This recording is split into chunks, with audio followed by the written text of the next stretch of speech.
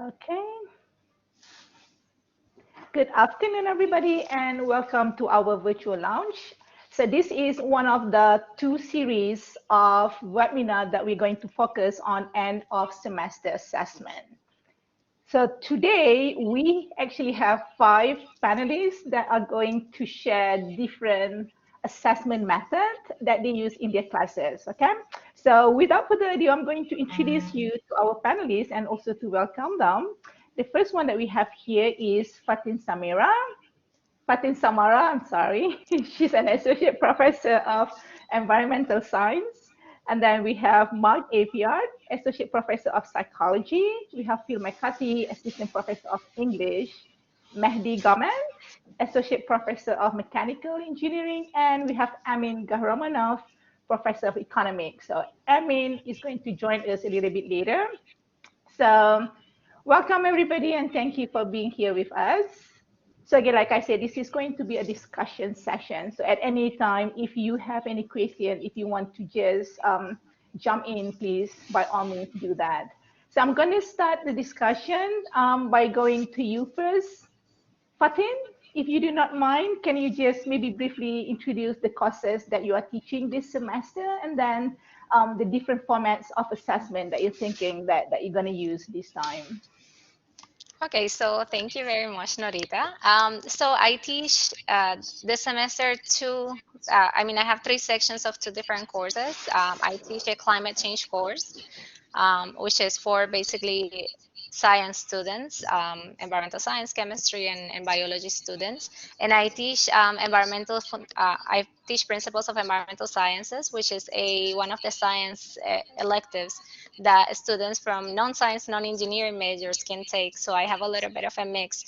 I've done similar courses in the last semester, and I actually started creating assessments online 2 summers ago. I didn't know this was going to happen, but for some reason, I started getting interested into doing some of the iLearn Blackboard assessments. So I started a little bit earlier, and I'm so glad I did because I'm not that great with technology, but doing that helped me a lot to do some of the assessments. Now, initially, what I started doing were just iLearn exams in which I would just create my questions, and those questions were a mix of multiple choices, true or false, and numerical questions, because that's the other thing about the sciences, that we have a mix of questions that could be theoretical and questions that are numerical as well. And initially, it was basically just using timing. So they're time exams, and they will just select the option. And as I've been sort of changing, I had to introduce other things, and I am looking forward to hearing from everybody today, because there is a few things that I feel like have worked, and there is some things that might not have worked. So I've tried different things, as I said, and of course, it is easier when you can have the multiple choices or the true or false, and they can choose the answer. But it becomes a little bit trickier when you're doing numerical questions, because you either want them to show the procedure or show what calculation is. And for this, I either leave it open for them to write everything, which means that then I have to go question by question and kind of check the procedure.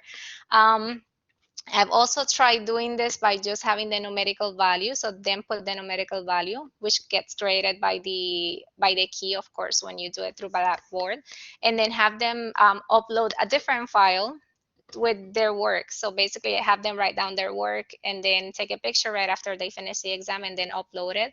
And the reason I did this is because I found that it's easier for students. It takes them less time to be able to have a note and write down, rather than type it in the computer as their answer, because there is certain, if they're going to put the log, or if they're going to put an exponential, or if they're going to do something like that, it seems like it takes them more time. Besides that, I also include some short answer questions, so then when they have to short answer, they have to start typing a lot of this. Now, the way that I've done this, it is that I use the Blackboard, but I don't use the camera in the Blackboard. So I basically have them do an external camera. So I asked them to use their phone to do a Google Meet. So then they do Google Meets on their phone, they put the camera in, and then I kind of have them have the camera looking at how they're working, and then they do the assessment. Honestly, I've tried so many different things, and I've tried them using their notes and without notes, because I feel like regardless of you telling them to not use the notes, sometimes they still will use them.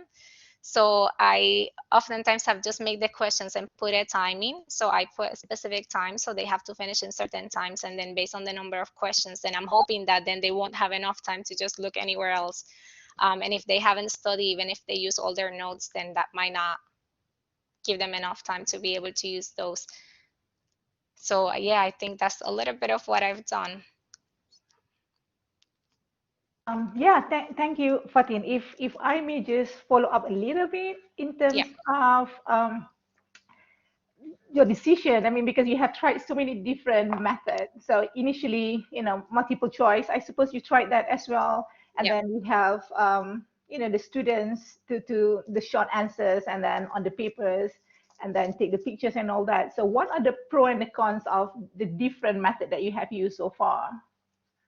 Okay, so I think if we want to go into an easier route, and it's the multiple choices, but that takes a lot of preparation time.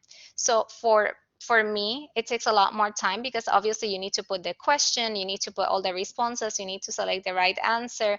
And if we think about final exams, of course, you need to increase the amount of questions. For us, the finals are comprehensive. So that means that we need to create question banks for all the different chapters. And if you have more than one section, obviously you want to create a pool of questions that it's enough to be able to give all the students. So I guess that the advantage of that, it is that it's easier to be graded. But then the disadvantage of it is that, of course, it will take you more time. Now, I believe that as we get used to this, because I've been doing them for, at least for some of the basic courses, I've been doing this for 2 years now, or preparing for it, then I do have this question banks that I can move from year to year, and then just change a few of the questions, which makes it easy. Creating questions that are open questions, like for short answers and questions for calculations, it's a little bit easier, because you don't need to put a response if you don't want to, as you will go and grade it one by one. The problem is that it will be more work for you to grade it, because you will have to go exam by exam and grade them. So courses that I have 76 students, for example, combined, then I have to open one by one, and it takes me a lot more time to grade. So I think all the methodologies have advantages and disadvantages, but in my way of thinking, students need to be exposed to all, because we cannot just base our exams on multiple choices. We need to also have them practice their ability in writing. We also have to have them practice their ability in solving problems and calculation problems, and show you their work, not just show you a response. So that's why I chose to actually do a combination. Nice. And also just one more question before we move to the next panelist. So you have used Google Meet, right? And then you ask the student to log in using their phone, and then you have a camera on the side to just monitor them. Why do you use that instead of just using the responders monitor? So I use the responders on, I mean, I don't know how efficient this is, but I use the responders only so they cannot open any other links at the same time that they are solving. So, but I don't put the camera there. And I've had many students tell me that they don't have the camera working on their device or on their computer, and I know they all have a phone. And I know that if even if you have them with their camera on the computer, they're all gonna have their phone somewhere near them. So I prefer that they use their phone to put the Google Meet on the side, and I can see what they're doing rather than that. So so yeah, that's sort of the idea.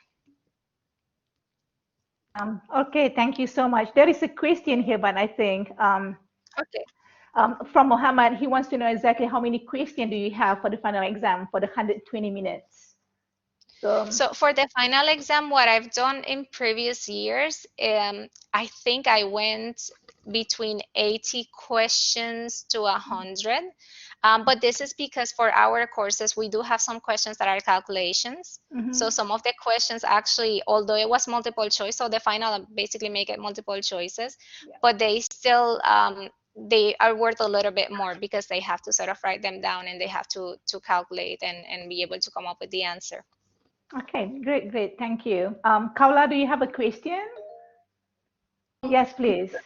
Yes, I just wanted to find out because using Respondus lockdown and all of that with the camera, some, as you said, students always come up with excuses, my camera's not working and so forth. I've heard about using the external cameras, you know, from their telephones or whatever the case may be, and I just wanted to know how effective is that? I know that you'll ask them to set it in a place where they can, you know, where you can see them doing all the work and moving and things like that. But the idea is, you know, when you have your telephone on, did they ever come up with excuses? Oh, my, you know, the camera stopped, or, you know, I'm fiddling around trying to activate the screen again or something like that? Because you know, I want to use it. I've heard a lot about using external cameras, and I just wanted to see how effective it is and problematic, I guess. Okay, so the reason that I do Google Meet, it is that you can download the extra grid that can help you look at up to, I think, 48 students at the same time. So I do that. Honestly, it takes a lot of your effort because you're basically sitting there for the whole time they're doing the exam, watching all those little pictures on your screen, making sure that they're all in there. But at least they have that feeling that you're watching. So they know that you're there, you know. And I've had students, yes, tell me, Professor, oh, I'm so sorry, it logged off and then it logged back on. But all those things I'm kind of just taking note of. So anytime anybody sort of their camera is off, I will just like tell them. I will tell them your camera is off, you need to log in. But then there is another issue with that. If you want them to have the microphone or the speaker on or the sound on, um, it will be a lot of noise and it might be a little disturbing for everybody. So it kind of, you have to see how it will work the best. What I've done is that I tell them to keep the sound on, but then kind of lower it a little bit so it doesn't really bother them. But that at the same time, I can, if I need to call on you and say like, Jaula, your camera is off, that at least you can hear it. Okay, thank you. Mark, do Okay. you have something to add? Sorry, yeah. I was just going to ask Fatin whether she, do you record that? And if so, where do those files get stored? I know AUS, we are using Google Meet typically through our account, so I'm wondering if there's file storage available for that. The other thing I would just mention about the problem with students not activating their camera is that you can post a what we do in Psych 101. I think I got this from Angela Meitner was doing this first in her social psychology course, where we post a practice, kind of like a practice exam, except there are no questions. It's just the procedure that you use leading where they can test their camera and make sure the system is working. And so that kind of makes it impossible for them to claim, like in the middle, like at the start of an exam at least, that their camera isn't working or something like that, because they've had an opportunity to test that at any time. And so we just make that available ahead of time. The other thing is that if somebody claims that something went wrong with their camera, it's just useful to know that iLearn iLearn allows them, gives a record that where you can see like how much time they spend outside of that environment. And when we've gone and checked on that, when somebody had a camera problem, usually we're finding they're out for a minute or two. I mean, obviously they can cheat during that period, but it's typically not the, you know, like a 10 or 15-minute period. Yeah. True. Yes, correct.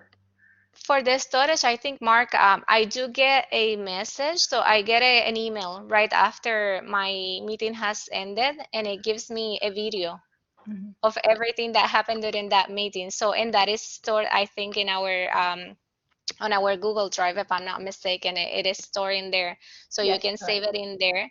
Um, and and then actually the only questions that I've had, the only issues that I had, because when I tell them like open your phone with your camera, they cannot say no because they all know that, I mean, all of the students have phones that are basically new and they have cameras in them. But they've complained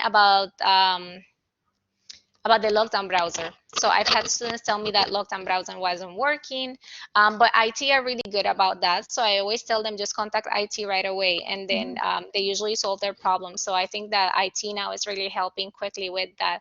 But I think you're absolutely right. I mean, for those that have not used any of those tools and are planning to do it for the final, I definitely suggest that you do a trial first with your class, even if it's just like a practice. So just schedule a meeting, a Google link, and send it to all the students. That's what I do. I schedule one, and then I send it to all through iLearn. And then I tell them to log in at that specific time. So maybe one of your class times, just have one of those meetings and make sure that they all go in there. And I think it needs to be practiced before, because it's not easy.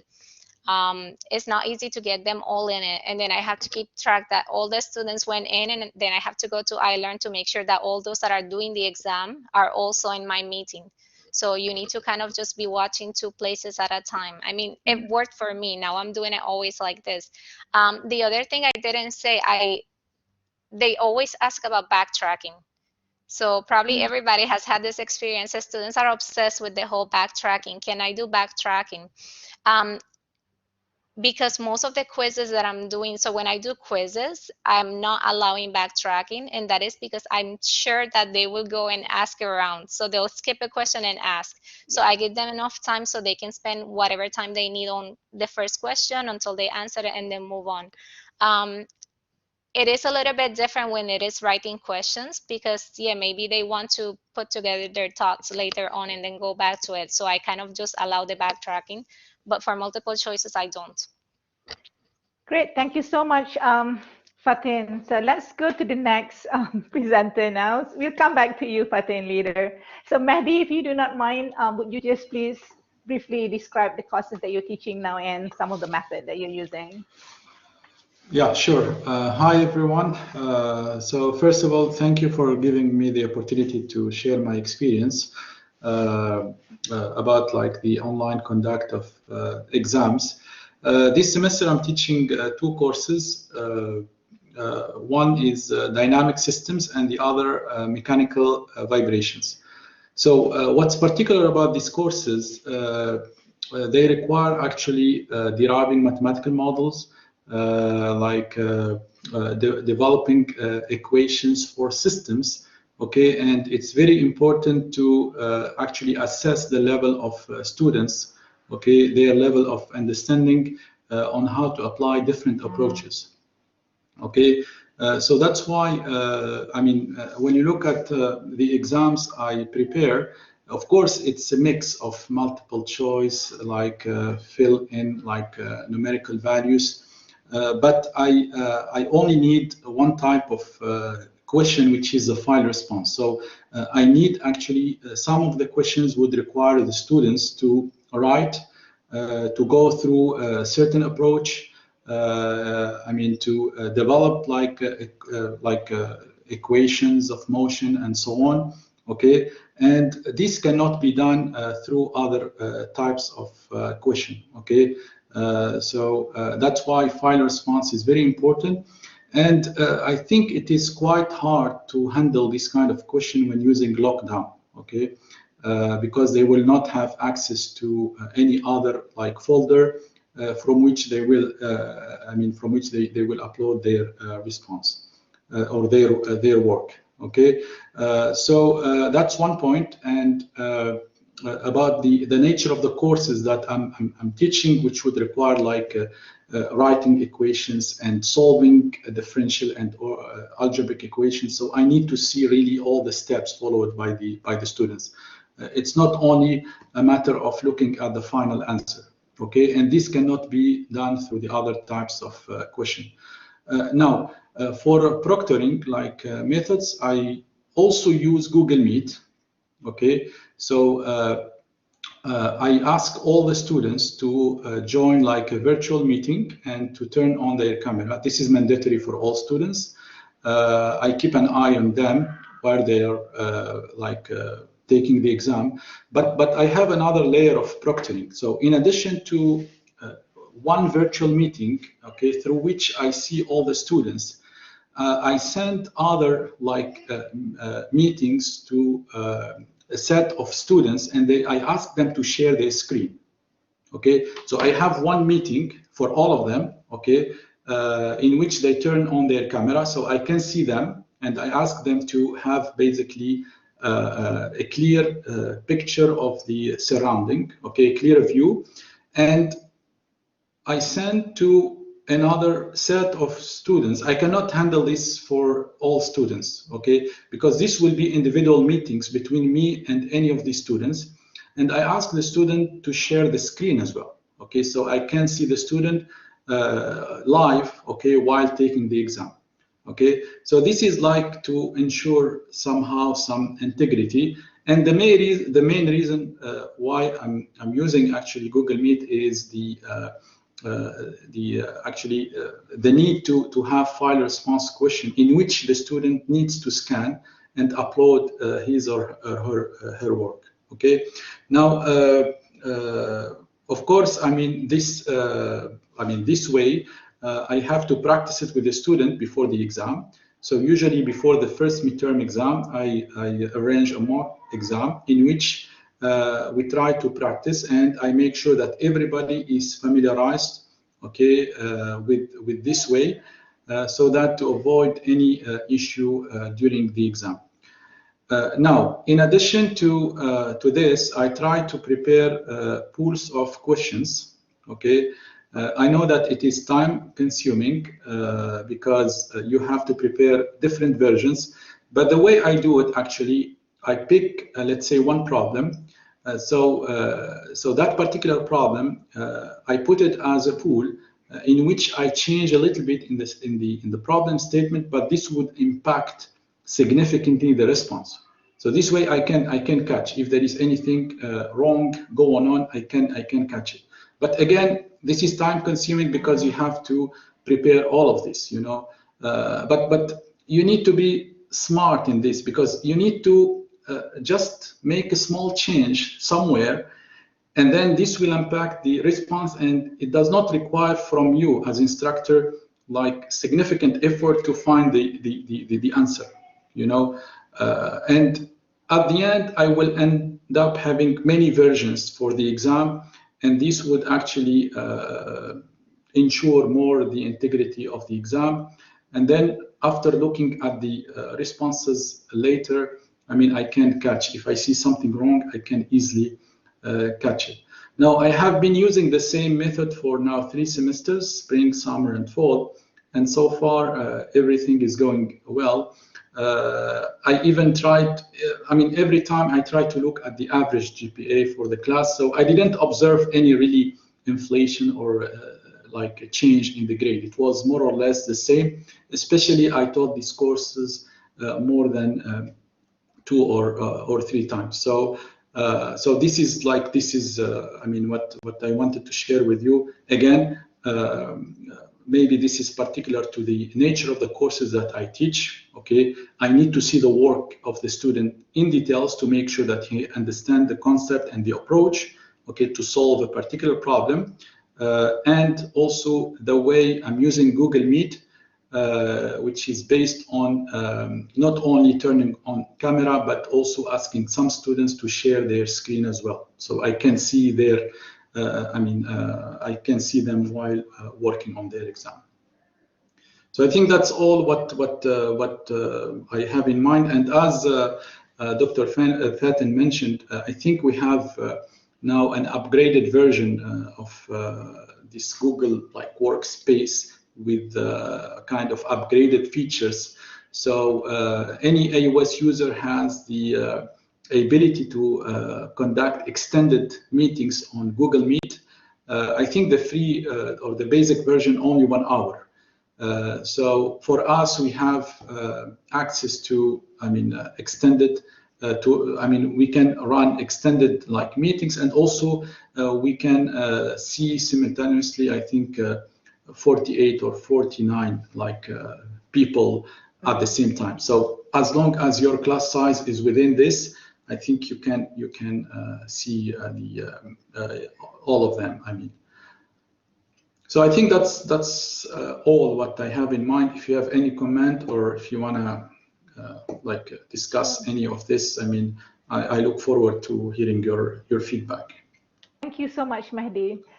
So if I may just recap a little bit. So one of the main advantages of using Google Meet here compared to using Blackboard Collaborate is the ability to monitor the student, to see the student. I mean, you have live, yes, live. Yeah, I see them live. Yeah, I'm gonna tell you, I have to use like two big screens, two big screens to be Yes. able to see, all the students. And especially, I don't have, I have, as I said, I have more than one meeting at the same time, because I have one meeting for all students and other meetings, individual meetings, just to keep a close eye on particular students. Oh wow, wow, that is an added work. But yes. I'm interested to know, would you recommend the first timer, let's say somebody who wants to do this for the first time this semester, is this something that you would recommend them to do?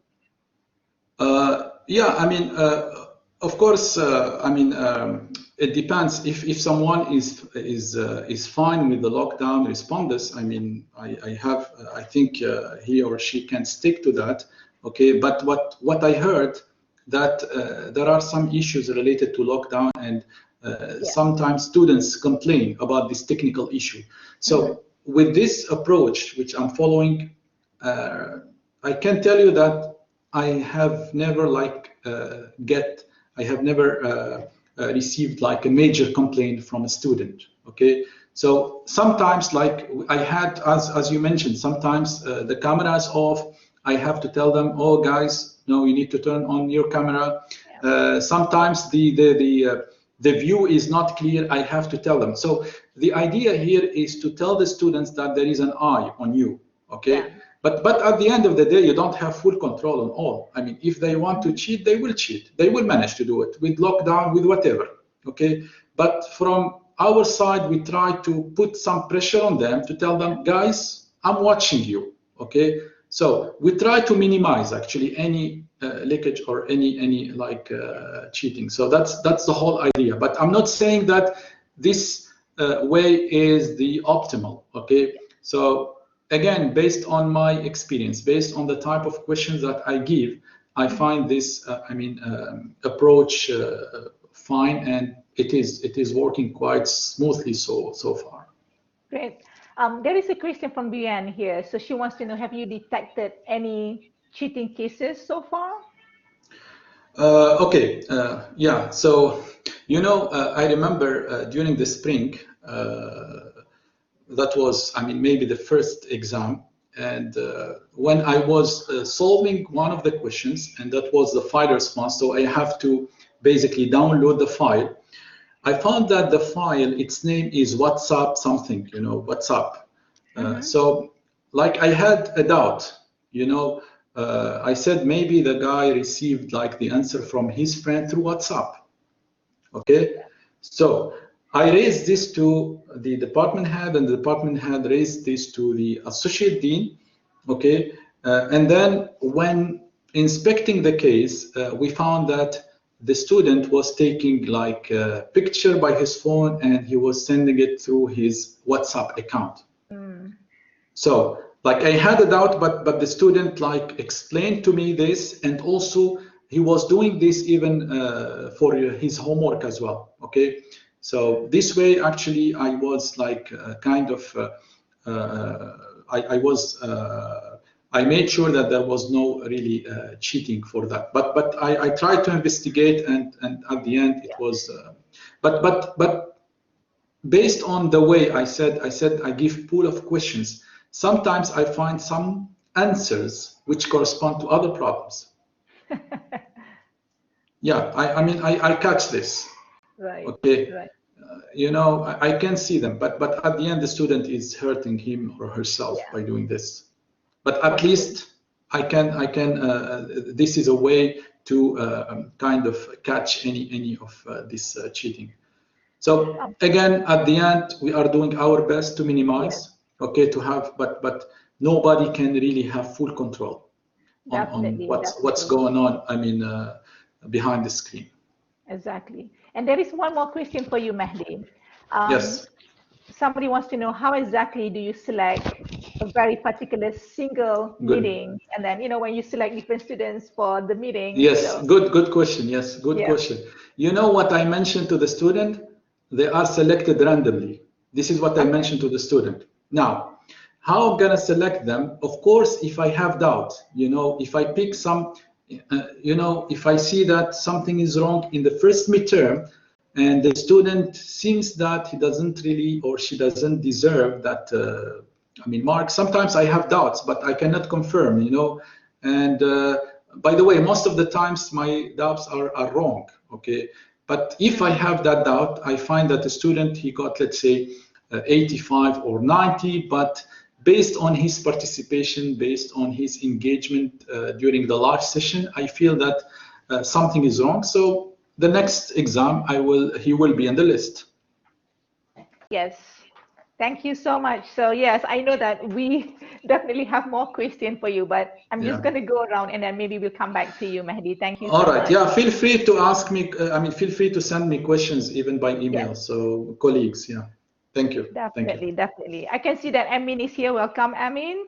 Hello, hi guys. Sorry, I had to join a little late today because I had a prior meeting. Sorry about that. That's okay. That's okay. We'll come back to you very soon, Amin. So now can I go to Phil, because Phil has a different kind of method. So Phil, if you do not mind, can you briefly describe your courses and the method that you use? Hi everyone. Okay, so Mehdi and Emin have given a background, and I don't want to re-go over everything they've done. I'll take a little different spin on things. Briefly, my background, apparently I have a PhD in linguistics, but I worked around the world, a lot of time in city schools in the States. My postgrad was in cognitive psychology, but in English. Anyway, I'm in the English department now and having a good time. So here's my slightly different spin on things. I got 3 points. First, testing whatever else is good.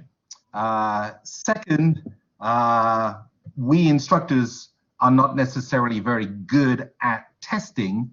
And 3, we as instructors are not very good at assessing what we've tested. And it's that kind of spin that I'd like to present in terms of how I go about testing, especially at end of year testing. So first, testing is a good thing. We have lots and lots of data on that test effect, generation effect, monitor effect. Mark could probably speak endlessly on these things. The simple fact of the matter is that if students are doing tests, it's a good thing. They learn more when they have a test, or even when they think they have a test, even if they don't. So the first thing that we've got to be aware of is that this testing stuff, it is important. It is good. It's a good thing. It's not just keeping everybody in line, learning from it. It's a positive. However, point 2, we have PhDs, but it doesn't necessarily make us good teachers. It doesn't necessarily make us good at writing these assessments. We've mentioned earlier about multiple choice questions. They're great. They really are. They're horribly great. We know that students don't necessarily like them, but I don't like driving tests, but I've driven here and I'm glad that we have them. I don't necessarily like COVID tests. I don't want something stuffed up my nose, but yeah, probably a good idea. So we know that testing is good, even if people don't like it. It's just that we're not necessarily trained at writing these kinds of questions. We have entire institutes dedicated to making these kinds of questions, and they cost a lot of money, these institutes. It's very, very hard. Now, I don't know how much time any of us have put into studying how to make questions that work effectively, but I dare say probably not a lot of time, if any time at all. Multiple choice questions really are great, but they do take some skill. It's not just about having A, B, C, D. So how much time do we spend looking into them? How much time do we spend assessing whether our questions are right, whether they work, how much time they're actually taking up in an exam? So, you know, I think we've got to spend an awful lot more time on that. And now that we're doing these tests online all of the time, we should be spending a lot more time thinking about this element. The third point, which is, well, what are we testing for anyway? And I think if that question is asked to a lot of people, we might not actually hear the answers, but the answers are kind of because I have to, or because yeah, I want to make sure that the people in my class who actually did work actually did it, and I can see that in the exam. But you know, 50% of why we're doing an assessment at the end of a course or at any time in the course should be that we're assessing ourselves, whether we actually taught it well.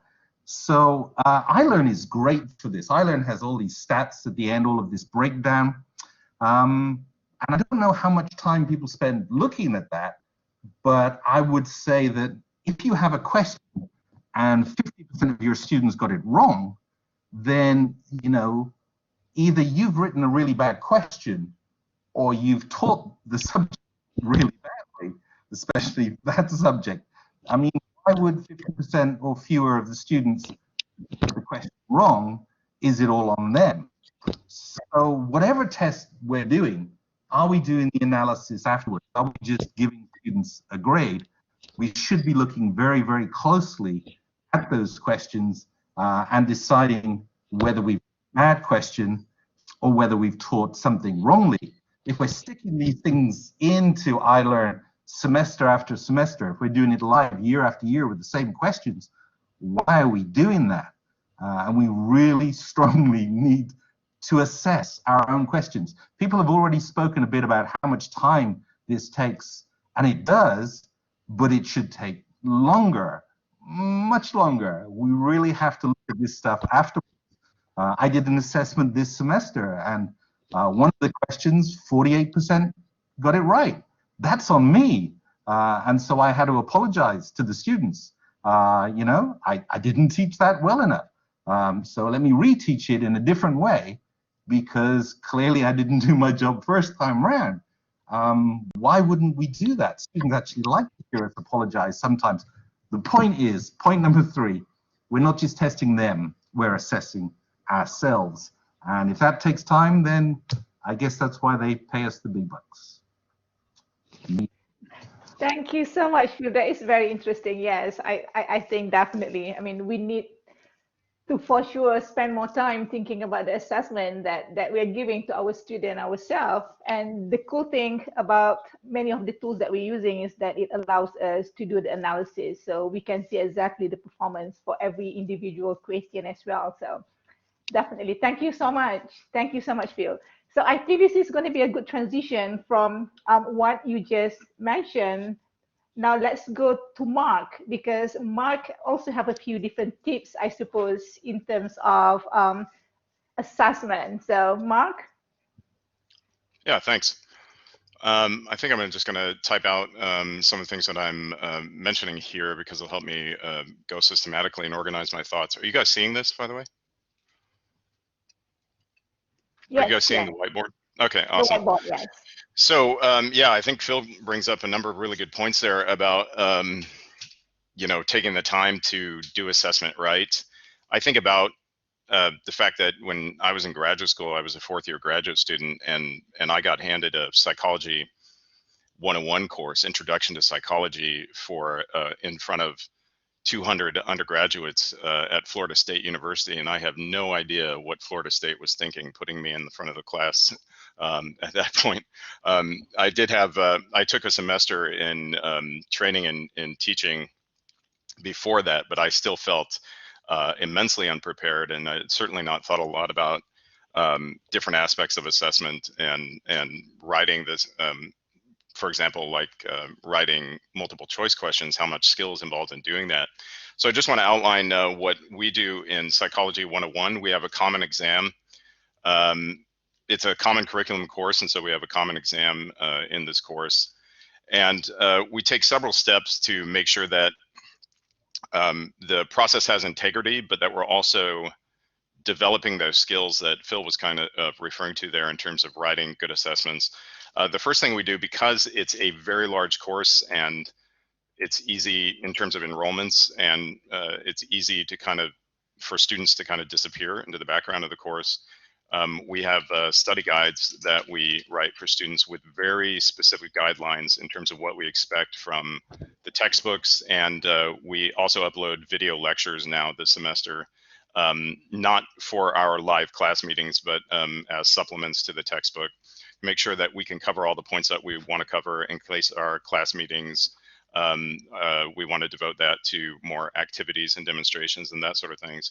So we'll write study guides and we'll post that online, and maybe I can show you an example of what those look like here.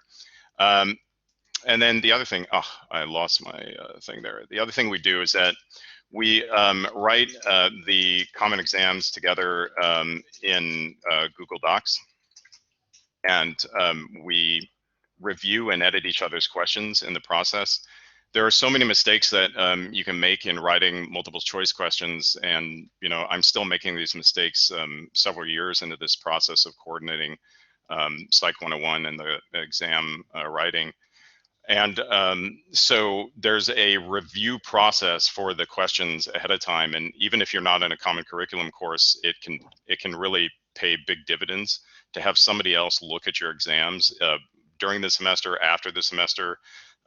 If you can get another pair of eyes, they can, especially somebody who's had a lot of experience in sort of developing that skill. Maybe they've had some training, or they've just been doing it a lot, and that they've been thinking about those issues. This is something that just getting that feedback can be huge. And I can mention some of the, just off the top of my head, some of the problems we've had in writing multiple choice questions. For example, having 2 correct answers when we only intended to have 1, which is easier than it seems. Introducing terminology that's not part of the material that they're supposed to be studying for the exam, which they can easily reject as a distractor item because they know that that's an unfamiliar term. Mistakes like this, which can be easy when you're in the under the time pressure of writing an exam. The other thing is that we don't use database questions. So this is an approach that is sometimes used in these large classes where faculty will draw heavily or even exclusively on databases, and we've found that just encourages a lot of a lack of studying in advance. Students will try to be memorizing the database, and for online exams, they can easily cheat with this, with the use of databases. And the students know who's using which instructors and which classes are primarily tested through databases, and they talk about this. And those who maybe don't want to do all the work in the course will sometimes specifically seek out those courses or those instructors. And so I think part of what we're doing here is that we're writing typically 80% of the questions on an exam, any exam that we're giving, are freshly written for that exam. And as I think both Mehdi and Phil indicated, this takes a lot of time to do this sort of thing, but it's I think an important part of our jobs in protecting the integrity of the process. But also you can get these conflicts between if you're using databases, what students will often notice is that whatever is actually discussed in class doesn't have sometimes a close correspondence with what appears on the exam, because you may be going off topic in class or diving into a particular thing over here when the database really isn't focused on that. And so, they pick up on these incongruities pretty rapidly, and they end up maybe, not paying attention that much in class if they see a pattern there.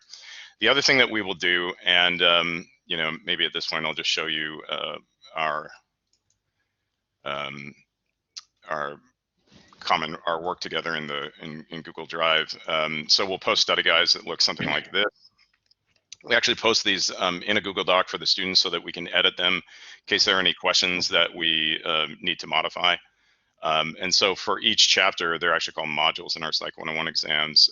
We'll post a list of items for every chapter or module that tells the students exactly what they need to know. And that's helpful because there may be some sections that we've decided not to emphasize in the course for one reason or the other. And again, because it's such a large course, we will end up, you know, we want to make sure that everybody has a chance to succeed on the exam if they didn't have time, if there were too many questions from other students during class meetings or during office hours. And so for the common exam writing process, we'll also be using Google Docs. And this is obviously something that's a document that's only accessible to the faculty. In fact, we don't even use our AUS accounts for this. We'll use our private Gmail accounts to make sure there can, you know, anybody who gets into our AUS accounts still won't have access to this. And so what we'll do is we will, you know, we'll have a study guide item that will be highlighted, and then it might be my assignment to come in and write a question here, and then it will be approved by, you know, the other instructors. But very often what we do is we'll go through a comment and question, or go through a period of editing or commenting on the question in order to make sure that we haven't made some of those common mistakes in writing these objective questions. So we'll do multiple choice questions, multiple answer questions, ordering, matching, these sorts of things. And through this process, and there is a lot of back and forth in this process in the week leading up to the exam. So we'll be writing these questions, you know, 4, 5, 6, 7 days ahead of time, and then editing these questions up until right about almost to the day of the exam before we're actually putting it in the system. And so this catches a lot of the problems with that often pop up in writing multiple choice questions. And it's been like a super useful way of ensuring that the students are getting tested on what they're supposed to be getting tested on with respect to the course outcomes and with respect to what we actually cover in class. So it's a way, it's not just for the students to provide a structure, it's also for the faculty to make sure there's this match between what we're covering in the class and what we're actually testing on in the exam. And then after the exam, we will have a meeting where we will look at the percentage accuracy on all these questions. And as Phil indicated, we do have some questions sometimes that pop up with really low accuracy. And we will look at those questions and try to decide, okay, did we make a mistake in writing a multiple choice question? Did the, you know, was it one of the more minor, less important concepts? And so we're not going to, you know, really worry that much about that, or do we need to, was it a major concept and we need to kind of revise our thinking about how to teach that, either come back to it again in the same semester or how to teach it better in the subsequent semesters. So there's also a process afterwards of looking at the accuracy on every question. Once we've done this together for a semester or two, or once somebody who's like joining the process, once they've done it a semester or two, it becomes more efficient and more rapid, but it's definitely a time-consuming process. But I'm confident that at the end of the day, we produced an assessment that is really strong and that has a lot of integrity. But we also combined some of those techniques that Faten mentioned also, where we don't allow backtracking because it's an objective question, and what was something else that you mentioned? Yeah, we don't allow, or we keep the timing really brief. So there is substantial time pressure, and it's about 1 question per minute. We have some matching questions that are a little bit more intensive and require a couple minutes, but the students, they don't have they don't have enough time. We allow open materials, not digital materials, although who knows if they're actually doing that. We're recording on Blackboard so we can see something, but with the time pressure, it really doesn't matter if you don't study for the exam. You're not going to have a huge advantage, even with the open materials. And even if you are in a WhatsApp group with these settings, it makes it really hard. Not impossible, but much harder to cheat. So yeah, that's kind of an overview of our process.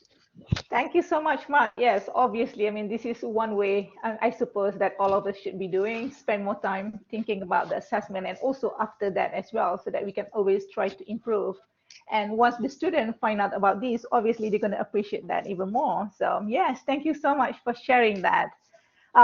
Now I just want to go to Amin because he just joined in. So Amin, we have been talking so far about the use of Google Meet and cameras, but not on Respondus Monitor. I know that you use the cameras on Respondus Monitor. So would you maybe introduce your class a little bit? And Sure. then, yeah, just dive into how you use assessment in your class. Thank you, Amin. Looks like, hello? Yes. Oh, yeah, I just panicked for a second because looks like there was a temporary disconnection. Thank you very much, Norita, for this great opportunity. And also, I would like to thank everybody, Phil, Mehdi, Mark, and everyone for their excellent presentation. Yes, I would be surely happy to share a little bit of my experience. I teach in economics department at SBA, and I teach economics courses, mostly macroeconomics. Related courses, some at the principal level, principles of macroeconomics, and some a little bit more advanced level, intermediate macroeconomics. And obviously, they do have different types of an assessment. For example, in intermediate courses, we're not allowed at SBA in our department to use MCQ questions, for example. Not that we would like to, but it is just a simply different way you want to assess the students at different level. Now, I do use extensively Respondus timed assessment, Respondus lockdown browser with cameras. And typically it goes smoothly, but there are a few things that we might want to be aware of, and I would like to share my experience with them. Now, one thing is obviously the most important thing which I'm worried about is to preserve the integrity of the examination, to make sure that it is the student who is doing the test, he is not accessing any illegitimate material, unless it's an open book examination, which I rarely practice. One thing I noticed useful is that I noticed that over the course of the time using this Respondus and lockdown, that some students would, you know, this with the camera, the camera detects the eye movement, right? So if there's an excessive movement left and right or changing in the position, they flag it, right? But nevertheless, it's very difficult to, so to speak, think that the student is doing something illegal when he's simply looking left and right, right? I mean, maybe it's just a habit. So I noticed that some students might try this thing, and they put something next to their laptop, could be a phone or a book, and if there's a question and they believe that they can use, you know, a book to answer it, they may just look away a little bit and then copy a few sentences, hoping to get some credit. Something like that did happen in my experience. So what I do is that, you know, there's an environment check in lockdown browser, and I expect the students to, in fact, show me not necessarily their surrounding 360 degrees, but what's on their desk. I want to see what's on the right of their computer, left of their computer, and behind the computer, because I don't want to have a situation where somebody is, you know, sticking a book to a board with an open page just above the computer, and I'm unable to see it. So there was an incident when a student was doing something along this line. The questions were such that you could open the textbook and answer those questions straight from the textbook. There were some questions of the sort, and he was moving to one particular direction all the time, and it seemed almost obvious that he was having some source open, and the way he answered the question made me suspect this. And and he did not perform the environment check where he was supposed to show me what's actually on his desk. So I had to consult with the head of the department. We had a chat, and I asked him to take another makeup examination because I wasn't able to properly assess what he was doing and giving the excessive eye movement. So that's one possibility. And the second thing that often happens is that the students in the middle of the quiz or in the middle of the exam, they email you and say that, oh, professor, you know, my computer crashed, or, you know, the webcam is frozen and this and that. And I try to minimize this, and I found that there are a couple of ways that we can use, a couple of strategies we can utilize to minimize this. One is to, first of all, I ask students to read the AUS IT guidelines And at the beginning of the semester, prior to first assessment, I send them an email with a link to specific AES IT guidelines on how to take an exam with Respondus lockdown browser, how to troubleshoot it, what to do. So that helps if you keep reiterating that that is important. And second is that not very many are aware that this lockdown browser and Respondus monitor has this help center, so which is a feature for lockdown browser that essentially, and Respondus monitor, that enables students to troubleshoot some technical issues with students' computers. So you can do, you run a pre-exam webcam check to see if your microphone and webcam function properly. You can run a diagnostic of your computer system and network, and so on. And they have it, even the knowledge base, you know, that the questions that they can easily try to get an answer. So with those type of approaches, I can see that I minimize the number of emails and the contacts from the students asking me what to do, professor, my camera is frozen or my computer is frozen. So it doesn't eliminate those things, but it kind of reduces. And another thing that I notice quite useful is that I tell the students, look, if during an examination something goes wrong and you're unable to solve a problem with your computer or with your Respondus monitor after following the guidelines of the AES, what I want you to do is stop your test, but before you do it, take a photo of the problem, take a photo of your screen, take a video, email it to me straight away, and then contact the AES IT. I believe they have even a WhatsApp group, and describe them a problem, and send me the snapshot of your chat. So go through the process, and then I will be happy to perhaps organize a makeup for you. So when you do those little things, it kind of minimizes the incidences of those little disruptions. So that's one thing. And for my eco, so obviously for my eco 302 class, I don't have quizzes. I have homeworks and projects and obviously examinations. For examinations, I do ask them to use the lockdown Respondus browser. But some of my homeworks require using certain tools, such as learning how to gather data, learning how to access, for example, Bureau of Labor Statistics of the United States or the UAE government data on economic data, and then use the data and organize them and use a spreadsheet, run a regression, run a statistical analysis, interpret the results. So it actually requires students to do things. So what I find useful for those projects, I ask them to record, give me a video presentation of what they have been doing. So, and there I have to be flexible because some students may still feel uncomfortable showing their faces during the video presentation. But so I give them an option. Okay, you can record me your screen, but I want to know that what you're exactly doing on your screen. So you're showing me that you're going to this website, you're clicking on this button, you're downloading this data, you're copying into the spreadsheet, and essentially your objective is that you are tutoring me, the teacher, how to complete the homework.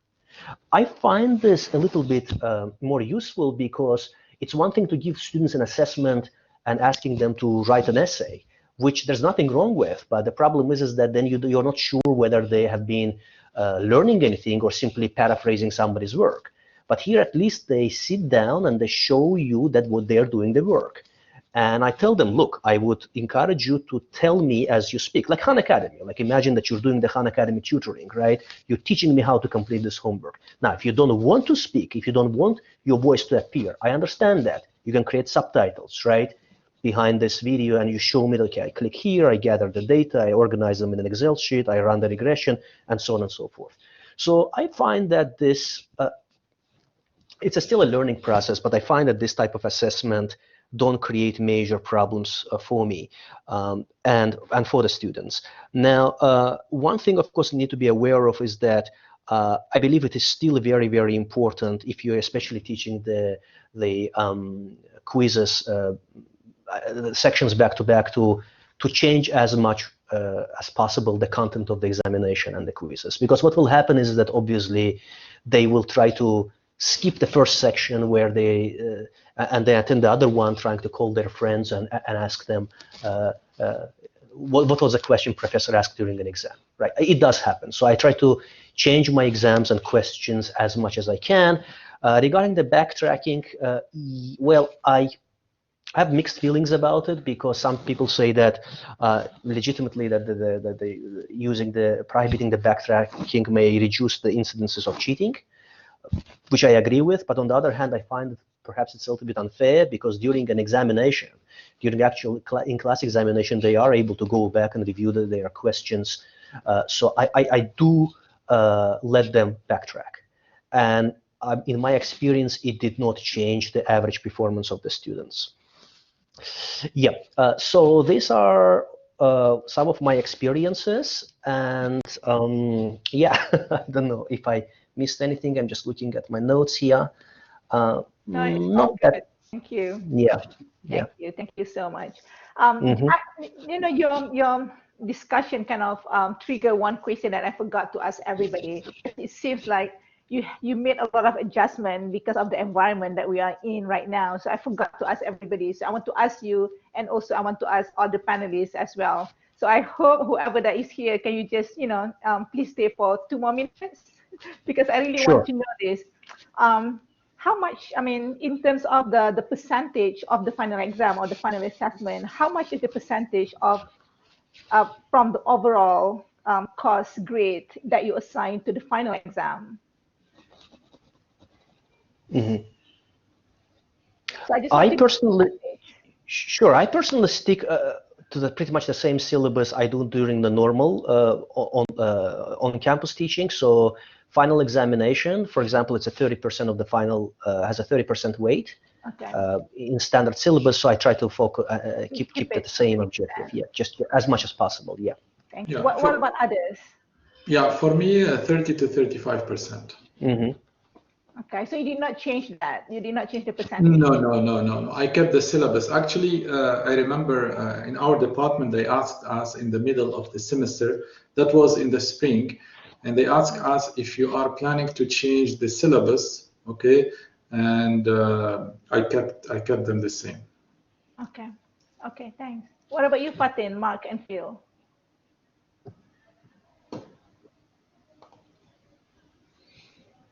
I think your mic is off.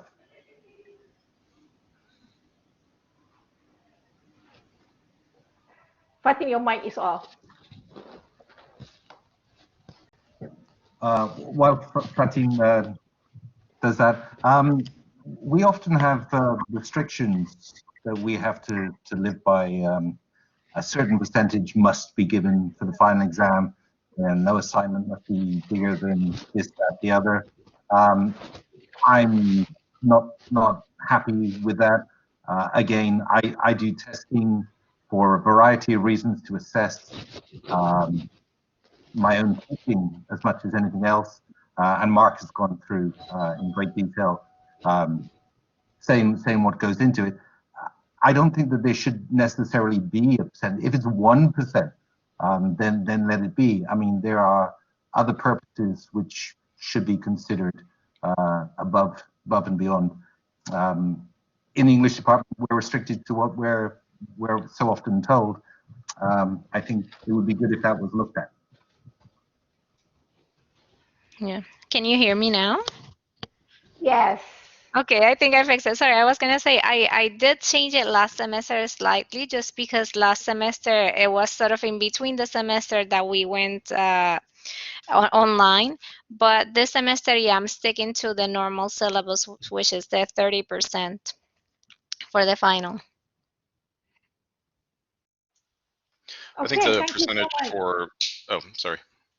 No, go ahead, Mark. Oh, I was just going to say, I think the percentage for Psych 101 is only 20% for our final exam, but just following up on what Phil said, I don't think the percentages matter nearly as much as the process. And, you know, one of the problems with the kind of standard practices in education is, you know, from a standpoint of psychology of learning, is that, you know, to learn something, you not only need to get summative feedback, well, how well did I do, but you need to get specific feedback on what you did wrong, and then you need an opportunity to fix that and to practice it again.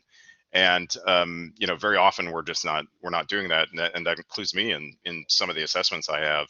You know, I give them something to study, they get a one chance to prove it, and then there's, you know, little opportunity for feedback. Now, when we're doing projects, like papers, presentations, even with presentations, I give them the opportunity to take that feedback and do something with it. But it's super time consuming, and you know, the truth is, you know, there isn't a lot of institutional level reward for that kind of thing. So you end up, you know, kind of caught between, you know, different incentives as faculty often. Yeah, exactly. I 100% agree with you, Mark, for sure. There is a question here from Vian. She wants to know if, are you guys going to stay with the same method of assessment if we were to go back to the normal face-to-face classroom setting? I would probably say that there is some advantage of staying with this online assessment, given that from practical viewpoint, we are asked at SBA to link some of the, I mean, our questions, every single question that we ask, to some of the learning outcomes. Yes. And in online mode, it's easy to do. You have, let's say, a set of questions, and you can link it to the learning outcomes, and it generates nice statistics at the very end. Right when, so from that perspective, perhaps it's easier to manage some examinations that way. So probably I would combine the two methods, traditional approach that I use in my classroom with this one for the sake of convenience. Unless they make changes to the policy, changes to the alignment of the learning outcomes with the questions, because now they require to align pretty much every question with the learning outcome. Yeah, I'd like to do them online because you know, I'm harping on the same subject, but I learned as all of the breakdown of the assessment. So why would you do that with a paper and a pen when it's all done for you? Because I care, and I'm sure we all care, what they've actually learned and what they've understood. So it seems like a great approach. But again, I think that this will be in large part hands. I think for me it depends. So I would still, because I started doing some quizzes on online, even in the computer classrooms. So I think quizzes and small assessments that are for less material, I would still do online. I think final exams for basic courses like the EMV 100s that I teach, I would do online, but I think midterms, I do want to see them writing. I do want to see their understanding on certain aspects. And I do a lot of those questions where it's just explain to me this. So I would prefer to do those in the classroom, and calculation questions, I prefer to see them actually solving them. So I think I would combine them. I think a combination of both can be useful. Yeah, if I can add a point here, you know, keep in mind that arranging online tests later, it might be challenging, because if you are dealing with a large number of students, you need to have a lab, like computer lab, you know. Let's say you have a midterm exam, it's in the middle of the day, okay, the students will be in the university, so you need to you need to book a computer lab, and if you have, let's say, 30 plus students, how are you going to manage this? Yes, true. So maybe we have to, I guess, adopt to the model that bring your own device to school instead of having the computer lab. Well, it's a very rich conversation, obviously, so I wish we have more time, but we will continue to talk about this on December 9th. So thank you again, everybody, for being here. Sorry for taking a little bit of your time. So thank you, everybody. I'll see you guys hopefully on December 9th. Bye. All right. Thank you all. Bye. Thank Thank you, all. guys. Have a good day. Thank you all. Bye-bye. Bye.